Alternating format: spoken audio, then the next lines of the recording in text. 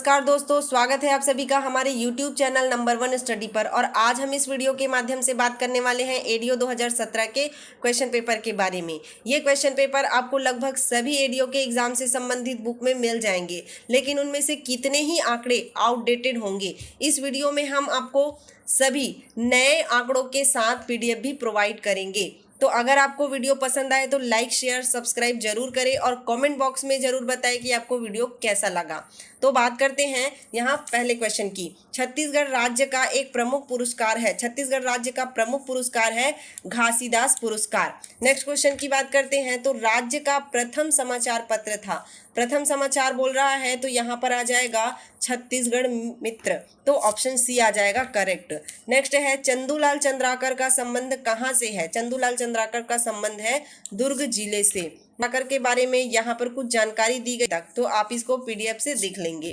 Next question की बात करते हैं, निम्नलिखित IAS अधिकारियों में से कौन भारत सरकार का प्रमुख प्रशासनिक अधिकारी होता है। तो भारत सरकार का प्रमुख प्रशासनिक अधिकारी जो है वो होता है कैबिनेट सचिव, तो आंसर आ जाएगा कैबिनेट सचिव। नेक्स्ट है सामान्य परिस्थितियों में एक नगर निगम में प्रशासनिक अधिकार मुख्यतः किसके पास होता है। तो प्रशासनिक अधिकार जो है वो नगर आयुक्त के पास होता है। नेक्स्ट क्वेश्चन की बात करते हैं, मध्य प्रदेश की किस दिशा की ओर यह राज्य स्थित है। तो मध्य प्रदेश की किस दिशा की ओर यह राज्य स्थित है। मैप दिया गया है यहाँ पे साइड में, जिसमें यहाँ पर है ऊपर नॉर्थ, नीचे है साउथ, इधर है ईस्ट और इधर है वेस्ट। यहाँ पर छत्तीसगढ़, नीचे है मध्य प्रदेश, इधर उत्तर प्रदेश। तो आंसर यहाँ पर आ जाएगा दक्षिण पूर्व, दक्षिण पूर्व में यह राज्य स्थित है। नेक्स्ट क्वेश्चन की बात करते हैं, निम्नलिखित में से कौन सा खनिज इस राज्य में उपलब्ध नहीं है। तो उपलब्ध नहीं है बोल रहा है, तो कौन सा खनिज जो है इस राज्य में उपलब्ध नहीं है। तो आपको पता है कोयला, कोयला जो है कोरबा में पाया जाता है। लौह अयस्क दल्ली राजहरा, हाहालद्दी और बचेली में पाया जाता है। बॉक्साइट की बात करते हैं तो जसपुर जिला और कबीरधाम में मेनली पाया जाता है। लेकिन अगर मैग्नीज की पाया जाता तो आंसर आ जाएगा मैग्नीज। नेक्स्ट क्वेश्चन की बात करते हैं कि कौन सा जलप्रपात इस राज्य में सबसे ऊंचा जलप्रपात, क्या पूछा है ऊंचा जलप्रपात। तो ऊंचा जलप्रपात की बात करते हैं तो यहाँ पर आ जाएगा तीरथगढ़ जलप्रपात। और अगर बड़ा जलप्रपात या फिर चौड़ा जलप्रपात बोला जाएगा तो आंसर आ जाएगा चित्रकूट, क्योंकि ये जो है सबसे चौड़ा और सबसे बड़ा भी है। इसको भारत का नियाग्रा भी कहा जाता है। इसके बारे में कुछ इंफॉर्मेशन दी गई है, आप इसको PDF से देख सकते हैं कि यहाँ पर कितने मीटर इसकी ऊंचाई है, कितने मीटर चौड़ाई है, इनके बारे में यहाँ पर दिया गया है। नेक्स्ट क्वेश्चन में देखते हैं कि निम्नलिखित में से कौन सा औद्योगिक विकास केंद्र इस राज्य में सबसे अधिक विस्तृत है। तो सबसे अधिक विस्तृत औद्योगिक केंद्र जो है वो है सिलतरा। जो भी ऑप्शन यहाँ पर दिए गए हैं जैसे उरला, सिरगिट्टी, बोरई, ये सभी जो है वो औद्योगिक क्षेत्र है, लेकिन ज्यादा विस्तृत जो बोल रहा है वो है सिलतरा। नेक्स्ट क्वेश्चन की बात करते हैं, इस राज्य में स्थित राष्ट्रीय विधि विश्वविद्यालय इनमें से किसके नाम पर है। विधि विश्वविद्यालय किसके नाम पर है, तो ये है हिदायतुल्ला के नाम पर। ये ऊपरवारा अटल नगर रायपुर में स्थित है। तो ध्यान रखना कहाँ स्थित है, ऊपरवारा अटल नगर रायपुर में स्थित है। नेक्स्ट क्वेश्चन की बात करते हैं दोस्तों, तो निम्नलिखित में से कौन इस राज्य में प्रशासन का प्रमुख होता है। प्रशासन का प्रमुख कौन होता है, तो आंसर आ जाएगा मुख्यमंत्री। मुख्यमंत्री जो है वो प्रशासन का प्रमुख होता है। नेक्स्ट क्वेश्चन की बात करते हैं, निम्नलिखित में से कौन सा इस राज्य के संस्कृति के आधार है। तो संस्कृति के आधार तो यहाँ पर जनजाति जीवन शैली, कृषक परंपराएं और विभिन्न धर्मों का संगम, ये सभी संस्कृति के आधार हैं। तो आंसर आ जाएगा उपरोक्त सभी। नेक्स्ट क्वेश्चन की बात करते हैं, प्राचीन काल में इस राज्य में शासन करने वाले निम्नलिखित में से किस वंश के राजाओं ने त्रिकलिंगाधिपति की उपाधि धारण की। तो वो कौन से शासनकाल के, सरपुरी वंश। नेक्स्ट क्वेश्चन की बात करते हैं, इस राज्य का मराठा सूबेदार इनमें से कौन था जिसके शासन काल में यूरोपीय यात्री कोलब्रुक आया था। तो वो कौन था, तो वो था केशव गोविंद। आंसर आ जाएगा Keshav Govind, option A. Next question की बात करते हैं, इस राज्य में असहयोग आंदोलन के दौरान इनमें से कर्मवीर पत्रिका के कौन से संपादक गिरफ्तार हुए थे। तो कौन से संपादक गिरफ्तार हुए थे, पद्मलाल पुन्नालाल बख्शी। नेक्स्ट है भारत छोड़ो आंदोलन के दौरान इस राज्य के निम्नलिखित में से किस स्थान पर जिला कचहरी में आग लगाने का प्रयास किया गया? तो वो था दुर्ग जिले में। नेक्स्ट क्वेश्चन है, इस राज्य में निम्नलिखित में से किस जिले में प्रसिद्ध पुरातात्विक एवं पर्यटन स्थल सिरपुर स्थित है? तो कौन से जिले में स्थित है? तो वो है महासमुंद जिले में स्थित है। नेक्स्ट क्वेश्चन की बात करते हैं, इस राज्य के किस स्थान पर प्रत्येक वर्ष संगीत समारोह का आयोजन किया जाता है, जिसे चक्रधर समारोह भी कहा जाता है? चक्रधर समारोह भी कहा जाता है। और वो आंसर आ जाएगा रायगढ़। और खैरागढ़, तो खैरागढ़ में संगीत विश्वविद्यालय स्थित है, जो कि राजनांदगांव जिले में स्थित है। नेक्स्ट की बात करते हैं, तो यहाँ पर है, इनमें से कौन इस राज्य की शीर्षस्थ महिला लोक गायिका है? तो वो है ममता चंद्राकर। नाम आपने सुना होगा, प्रसिद्ध महिला लोक गायिका। नेक्स्ट यहाँ पर, इस राज्य के जनजाति लोगों द्वारा निम्नलिखित में से कौन सा लोक नृत्य किया जाता है जो कृषि परंपरा पर आधारित है? तो कृषि परंपरा पर आधारित लोक नृत्य जो है वो है कर्मा नृत्य। यहाँ पर कर्मा नृत्य के बारे में कि यहाँ पर कर्मा नृत्य छत्तीसगढ़ में गोंड, उरांव और अन्य जनजाति समुदाय द्वारा किया जाता है। यह कब किया जाता है? तो यहाँ पर कृषि और फसल कटाई के उत्सव के रूप में किया जाता है। और बाकी जो नृत्य दिए गए हैं अन्य विकल्प में, जैसे कक्सार, सुआ और राउत, तो इनके बारे में भी दिया गया है कि ये कृषि आधारित नृत्य नहीं है। तो इसको आप पीडीएफ से पढ़ सकते हैं।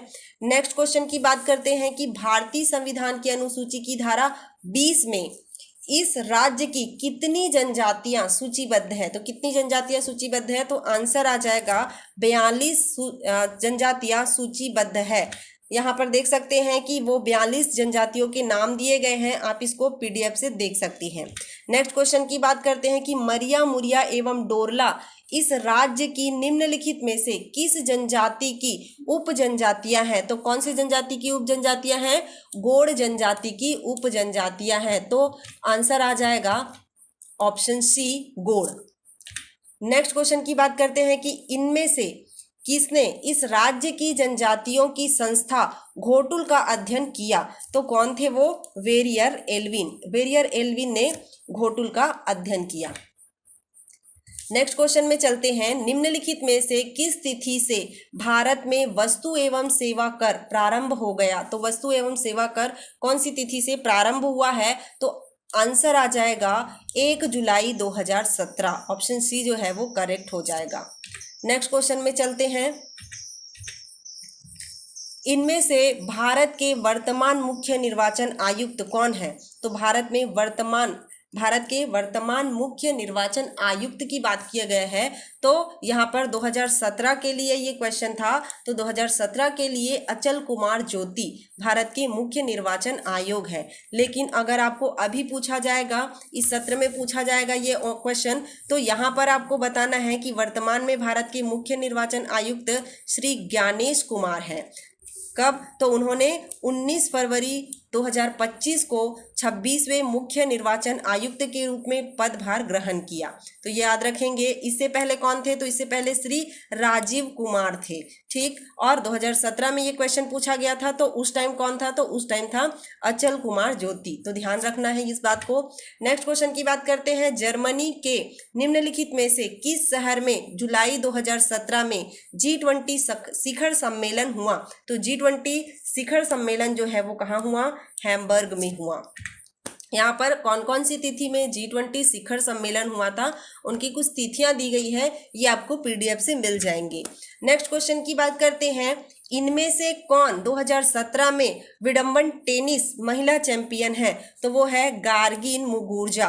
गार्गिन मुगुरुजा जो है 2017 की विडम्बन टेनिस महिला चैंपियन है। नेक्स्ट क्वेश्चन की बात करते हैं, निम्नलिखित में से कौन सी उत्तर कोरिया की राजधानी है? कहाँ की पूछा है?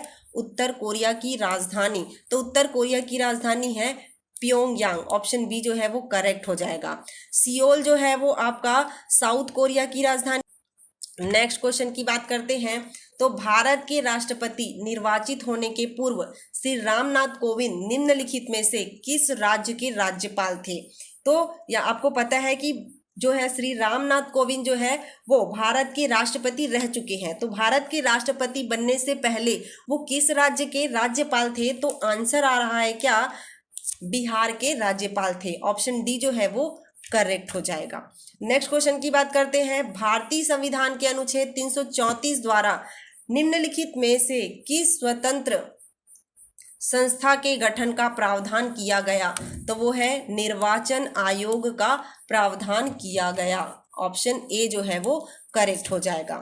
नेक्स्ट क्वेश्चन की बात करते हैं। प्रधानमंत्री फसल बीमा योजना के अंतर्गत इनमें से क्या सही है वो बताना है हमको। तो प्रधानमंत्री फसल बीमा योजना के अंतर्गत केवल वित्तीय संस्थाओं से ऋण प्राप्त किए कृषकों की पात्रता, केवल वित्तीय संस्थाओं से ऋण नहीं प्राप्त किए कृषकों की पात्रता।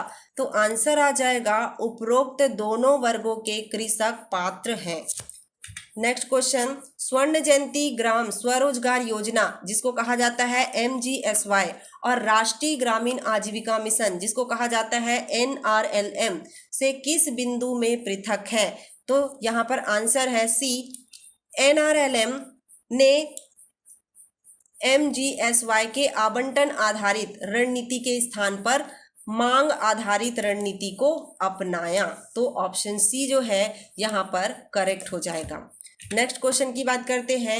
NRLM जिसको अभी हमने देखा राष्ट्रीय आजीविका मिशन के अंतर्गत लक्षित परिवार की पहचान की जाती है। तो यहाँ पर आंसर आ जाएगा गरीब की भागीदारी पहचान PIP तथा ग्राम सभा के अनुमोदन पर। तो आंसर आ जाएगा ऑप्शन डी। ठीक, नेक्स्ट क्वेश्चन की बात करते हैं। तो NRLM के तहत समूह आधारित संस्थाओं जैसे स्व सहायता समूह को क्या वित्तीय सहायता प्रदान की जाती है? तो यहाँ पर आ जाएगा परिक्रामी निधि, जोखिम न्यूनीकरण कोष और सामुदायिक निवेश सहायक कोष। तो उपरोक्त सभी, इसमें आंसर आ जाएगा ऑप्शन डी उपरोक्त सभी। नेक्स्ट क्वेश्चन की बात करते हैं। निम्नलिखित में से कौन सी NRLM के अंतर्गत प्रमोचित एक विशेष योजना है? तो वो है महिला किसान सशक्तिकरण परियोजना जिसको MKSP कहा जाता है।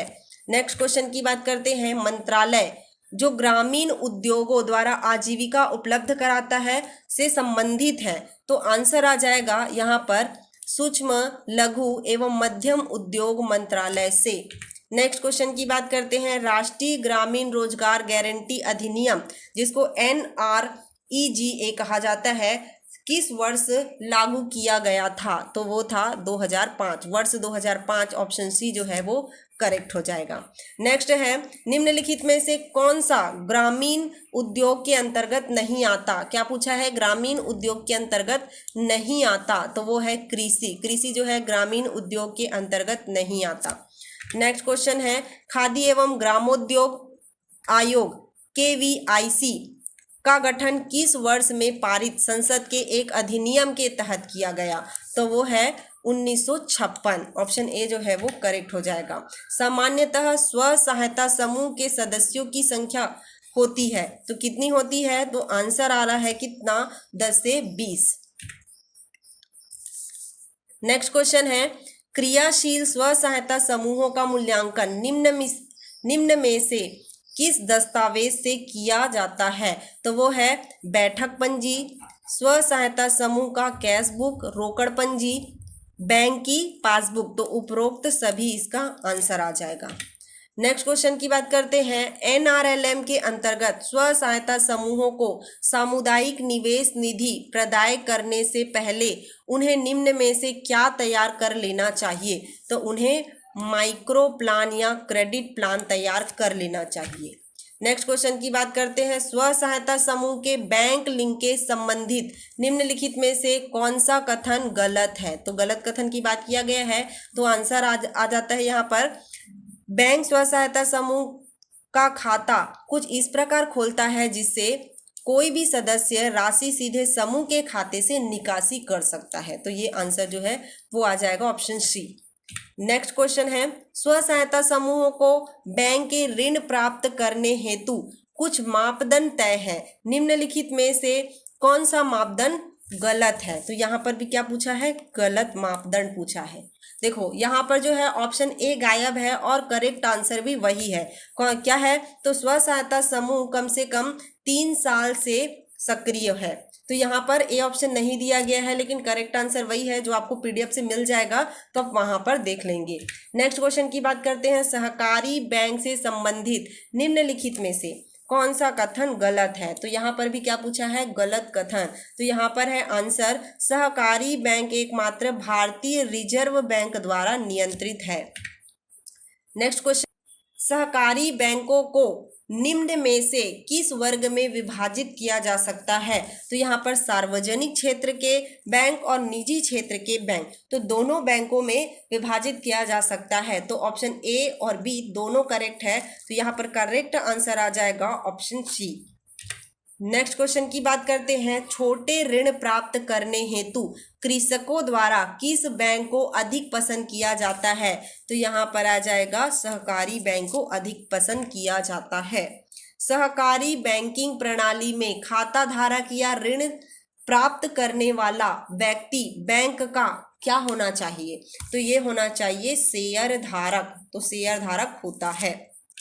नेक्स्ट क्वेश्चन है, ऑनलाइन वेब पोर्टल जो कृषि मंडियों को जोड़ता है ताकि किसानों को विभिन्न मंडियों पर प्रचलित दरों के बारे में पता चल सके।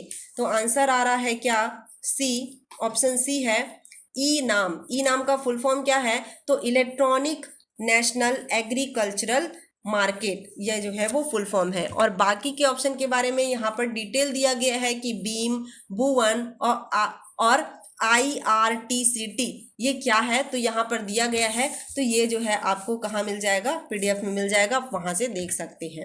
नेक्स्ट, और हम यहाँ के आज के वीडियो के लास्ट क्वेश्चन की बात कर रहे हैं कि भारत में ग्रामीण बाजार सुदृढ़ करने की चुनौतियों के संबंध में निम्न में से कौन सा सही है? तो यहाँ पर क्या पूछा है? सही कथन पूछा है। तो ग्रामीण बाजारों से एवं बाजारों तक परिवहन, ग्रामीण क्षेत्रों में भंडारण व्यवस्था और अप्रभावी वितरण चैनल। तो आंसर आ जाएगा उपरोक्त सभी। ये सभी जो है वो ऑप्शन करेक्ट है। तो यहाँ पर 50वें क्वेश्चन का आंसर है ऑप्शन डी, उपरोक्त सभी। तो आज के लिए बस इतना ही। अगर आपको वीडियो पसंद आए तो लाइक, शेयर और सब्सक्राइब जरूर करें, और कमेंट बॉक्स में आप जरूर लिखें। अगर आपको पीडीएफ चाहिए तो आप वहाँ पर बता सकते हैं कमेंट बॉक्स में, हम आपको पीडीएफ टेलीग्राम के माध्यम से या फिर डिस्क्रिप्शन बॉक्स में लिंक आपको प्रोवाइड कर देंगे, तो आप वहां से देख सकते हैं। तो आज के लिए बस इतना ही। धन्यवाद।